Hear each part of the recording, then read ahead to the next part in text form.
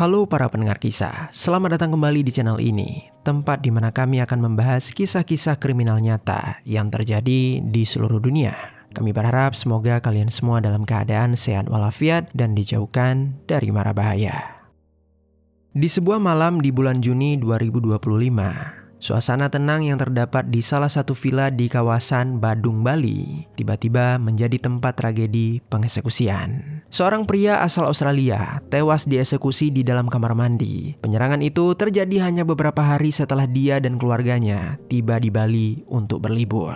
Dua pria bersenjata menerobos masuk ke dalam villa di tengah malam. Mereka menyerang siapapun yang ada di dalamnya. Namun yang paling membuat miris adalah korban yang tewas ternyata bukan target utama dari para pelaku.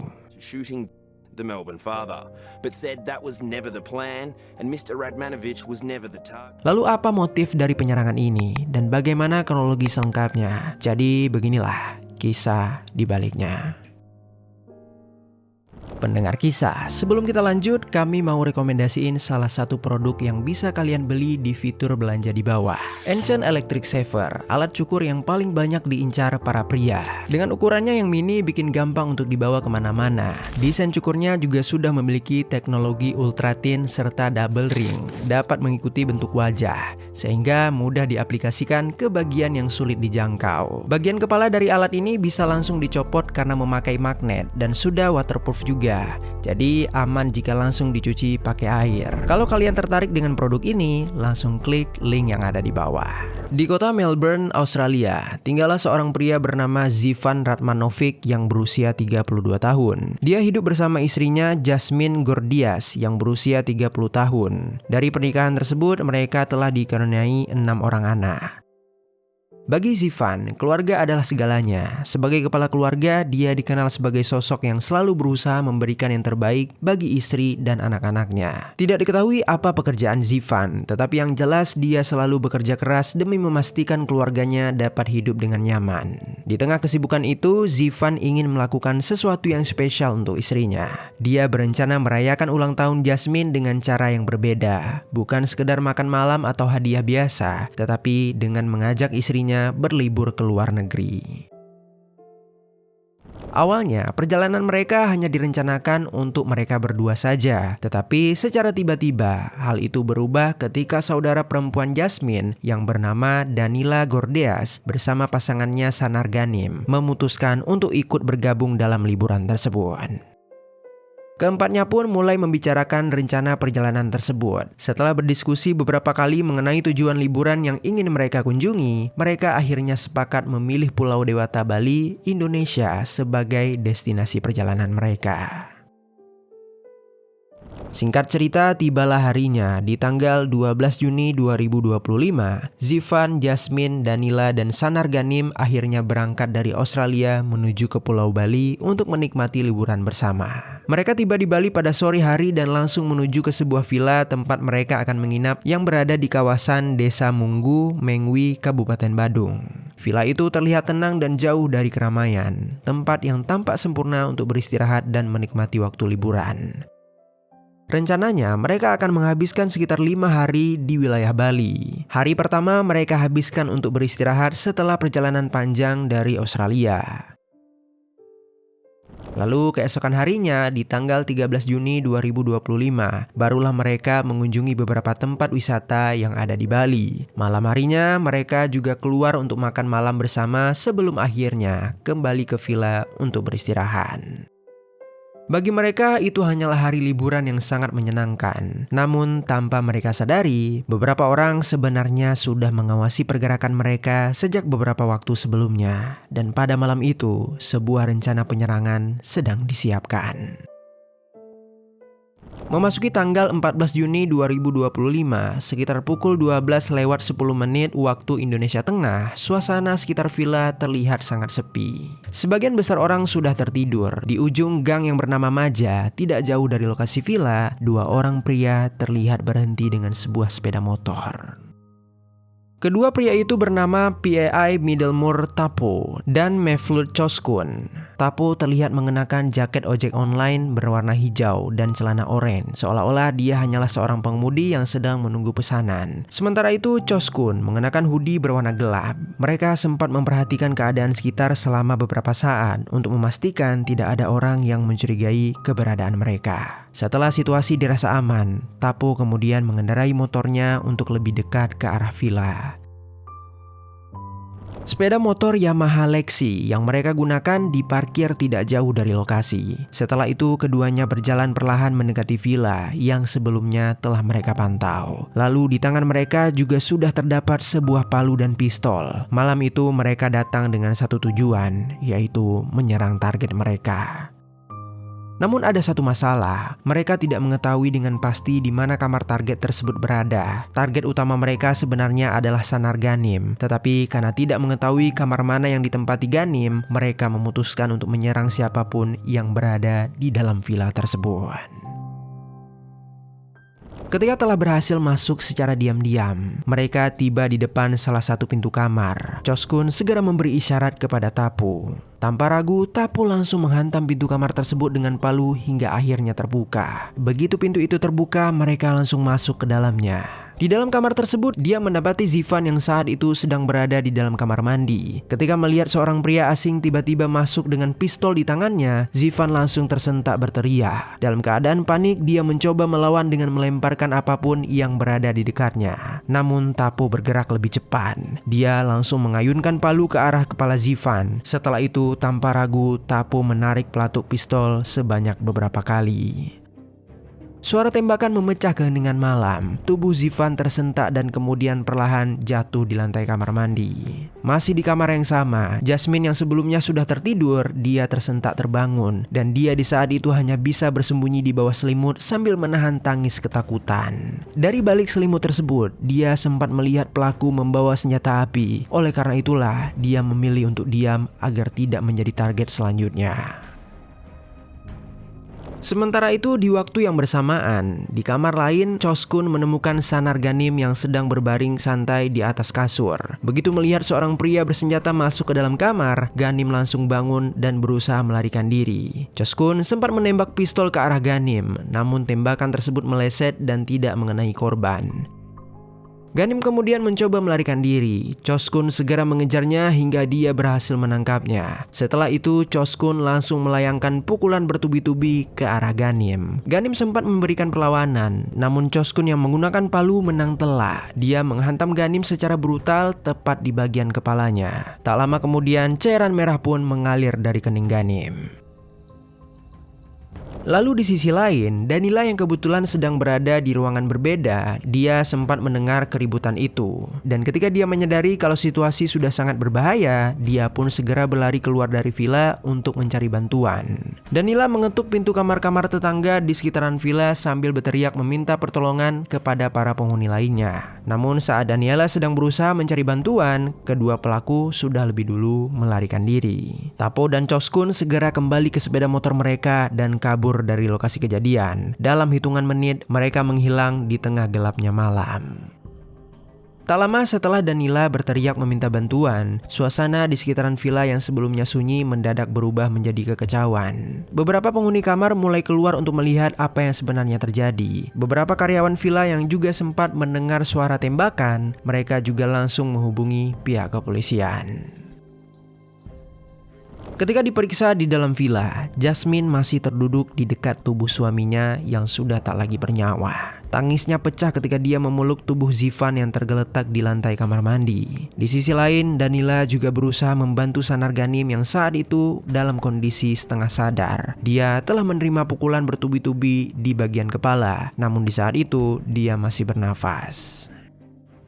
Beberapa menit kemudian, polisi dan tim medis akhirnya tiba di lokasi kejadian. Petugas segera mengamankan area villa dan melakukan pemeriksaan awal terhadap kedua korban. Tim medis berusaha memberikan pertolongan kepada Zivan, namun dalam pemeriksaan awal, korban sudah dinyatakan tewas meninggal dunia akibat 3 luka tembak serta pukulan benda tumpul di bagian kepala. Sementara itu, Sanar Ghanim masih bisa diselamatkan dan segera dilarikan ke rumah sakit terdekat untuk mendapatkan perawatan intensif. Berlanjut, setelah situasi mulai terkendali, polisi segera meminta keterangan dari para saksi yang berada di dalam villa. Jasmine menjelaskan bahwa 2 orang pria bersenjata tiba-tiba menerobos masuk ke dalam villa. Dia mengingat dengan jelas bahwa salah satu pelaku mengenakan jaket ojek online berwarna hijau, sementara pelaku lainnya menggunakan hoodie berwarna gelap. Sementara itu, Danila menambahkan kalau kedua pelaku datang menggunakan sepeda motor. Ia juga mengatakan bahwa cara berbicara para pelaku terdengar seperti aksen orang Australia. Keterangan lain juga datang dari beberapa penghuni kamar di sekitaran villa. Mereka sempat melihat 2 pria yang terburu-buru menyalakan sepeda motor sebelum akhirnya melarikan diri dari lokasi kejadian. Informasi-informasi tersebut kemudian menjadi petunjuk awal bagi polisi untuk memulai penyelidikan. Polisi melakukan olah TKP secara menyeluruh. Di pintu kamar villa, petugas menemukan bekas kerusakan akibat didobrak dengan benda keras. Lalu di kamar mandi tempat Zivan ditemukan tewas, polisi menemukan 17 selongsong peluru serta 2 peluru yang masih utuh. Selain itu, lantai kamar mandi juga dipenuhi oleh cairan merah yang mengalir dari tubuh korban. Dari kondisi tersebut, polisi memperkira kalau serangan yang terjadi di malam itu sangatlah brutal dan terencana. Namun, muncullah sebuah pertanyaan yang paling penting di saat itu. Siapa sebenarnya para pelaku ini? Untuk menjawab pertanyaan tersebut, polisi mulai memeriksa rekaman CCTV di sekitaran lokasi kejadian. Dari rekaman yang terdapat di sekitar villa, terlihat jelas bahwa 2 pria datang menggunakan sepeda motor merek Yamaha Lexi. Rekaman tersebut menunjukkan bahwa sekitar pukul 12:10 waktu Indonesia Tengah, kedua pria tersebut terlihat meninggalkan lokasi dengan terburu-buru. Dan artinya, peristiwa ini terjadi kurang lebih sekitar 10 menitan. Polisi kemudian memeriksa pergerakan sepeda motor melalui berbagai rekaman CCTV yang berada di sepanjang jalan yang mereka lewati. Penyelidikan ini akhirnya membawa polisi pada sebuah temuan penting. Sepeda motor tersebut ternyata ditinggalkan di sebuah semak-semak di wilayah Desa Buwin. Setelah meninggalkan motor, para pelaku diketahui melanjutkan perjalanan menggunakan sebuah mobil Toyota Fortuner. Dan di dalam mobil itu, polisi menemukan adanya orang ketiga yang diduga ikut terlibat dalam rencana kejahatan ini. Penelusuran terhadap kendaraan akhirnya mengarah pada pemilik mobil. Mobil Toyota Fortuner itu terdaftar atas nama seorang warga negara Australia yang bernama Darcy Francesco Jensen. Dari sinilah penyelidikan mulai menemukan titik terang. Polisi menduga bahwa Jensen bukan hanya sekedar pemilik kendaraan, tetapi juga orang yang membantu menyiapkan logistik dan rencana pelarian untuk para pelaku. Namun, jejak perjalanan mereka belum berhenti di sana. Dari rekaman CCTV lainnya, polisi menemukan kalau pada pukul 1:05 malam hari, para pelaku sempat berhenti di Jalan Anyelir, Desa Dauh Peken, Tabanan.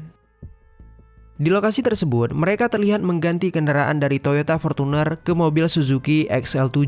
Tidak hanya itu, mereka juga tampak mengganti pakaian yang sebelumnya digunakan saat melakukan penyerangan. Hal ini diduga dilakukan untuk menghilangkan jejak dan menyulitkan proses pelacakan. Mengetahui hal tersebut, tim kepolisian segera menuju ke lokasi untuk mencari kemungkinan barang bukti yang dibuang oleh para pelaku. Dan benar saja, polisi akhirnya menemukan senjata api yang digunakan dalam aksi penembakan tersebut di lokasi yang telah diduga.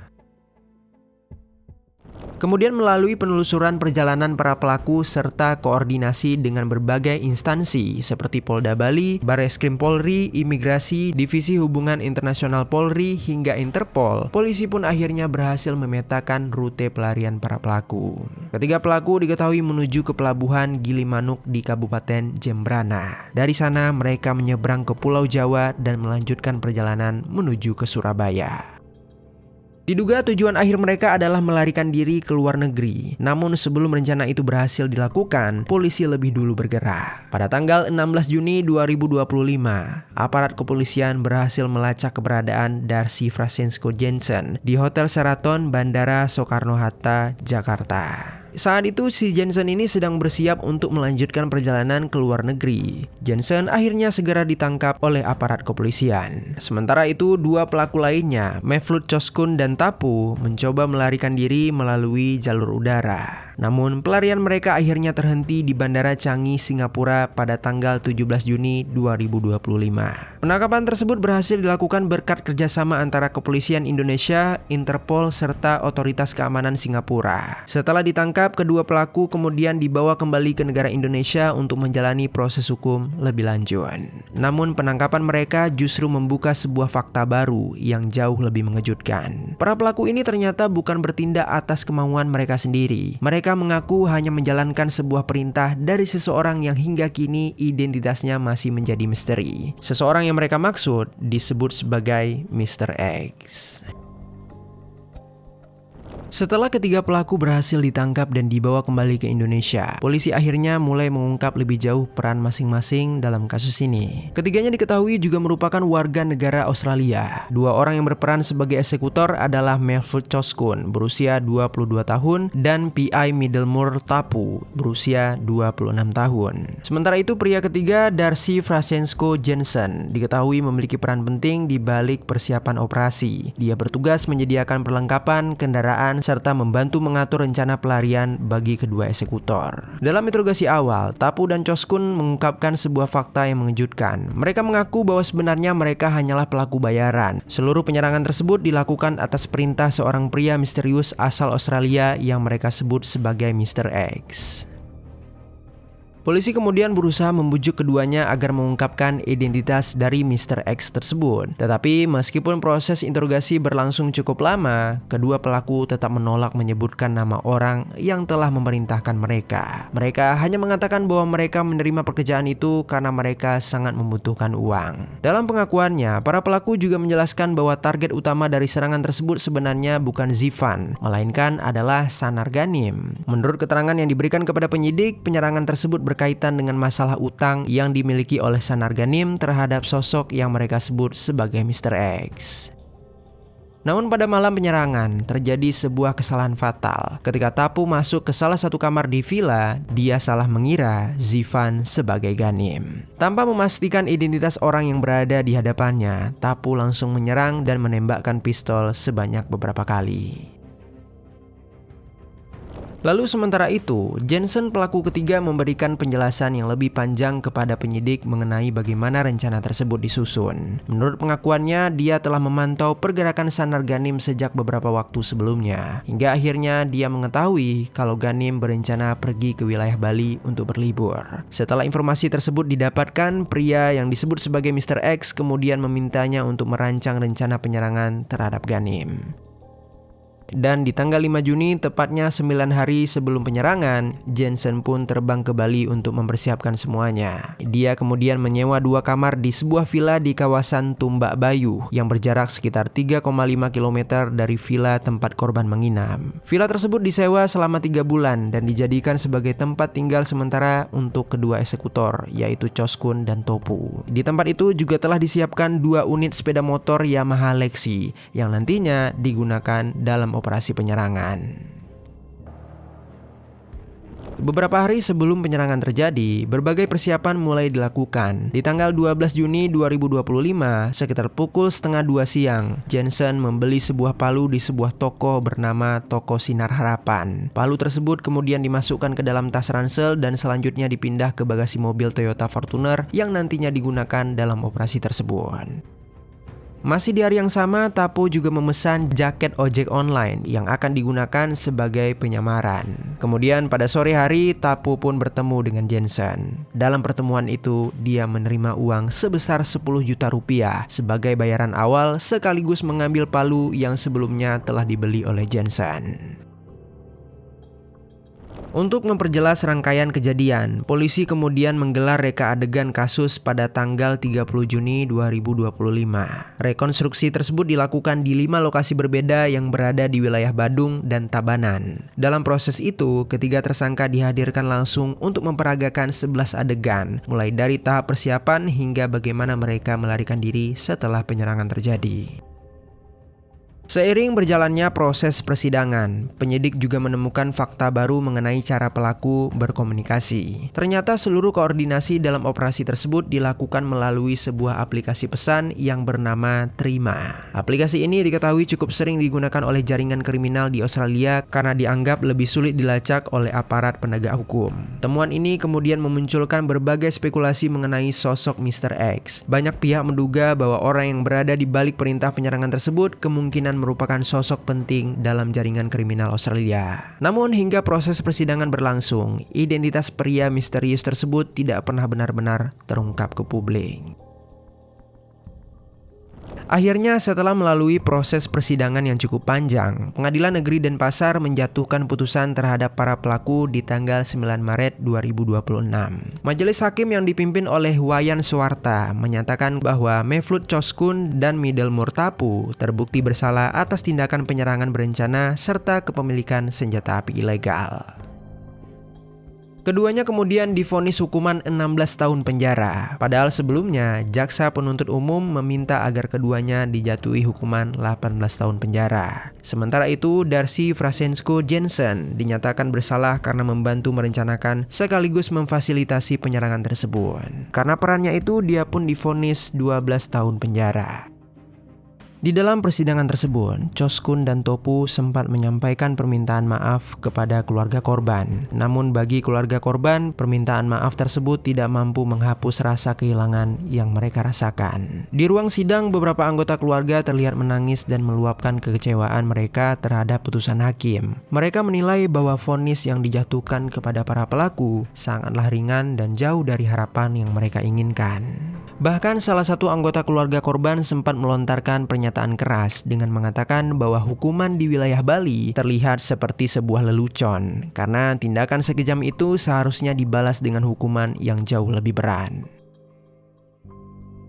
Akhir dari kisah ini menimbulkan keresahan di tengah masyarakat dan sekaligus mencoreng citra Bali sebagai salah satu destinasi wisata internasional. Dalam beberapa tahun terakhir, kasus kriminal yang melibatkan warga negara asing memang mulai semakin sering terjadi di pulau ini. Data menunjukkan sejak tahun 2023, sekitar 194 warga negara asing tercatat terlibat dalam berbagai kasus kriminal yang ada di Bali. Jumlah tersebut kemudian meningkat menjadi 226 orang pada tahun 2024 atau naik sekitar 16% dibandingkan tahun sebelumnya. Kasus-kasus itu mencakup berbagai jenis kejahatan, mulai dari narkotika, penipuan, kejahatan cyber, hingga pengeksekusian.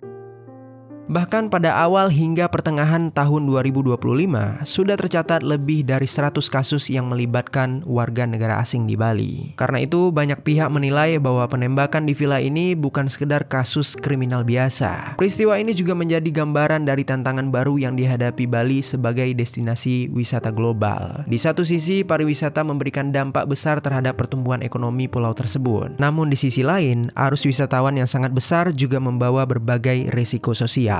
Mulai dari penyalahgunaan visa, munculnya jaringan kriminal lintas negara, hingga konflik antar kelompok yang terbawa sampai ke Pulau Dewata. Pada akhirnya tragedi ini menjadi pengingat bahwa di balik keindahan pantai dan kehidupan wisata yang tampak damai, Bali tetap membutuhkan pengawasan hukum yang cukup kuat. Hal ini bertujuan agar pulau yang dikenal sebagai surga wisata ini tidak berubah menjadi tempat pelarian bagi para pelaku kejahatan internasional. Sekian kisah hari ini, mudah-mudahan ada pelajaran baik yang dapat kita ambil.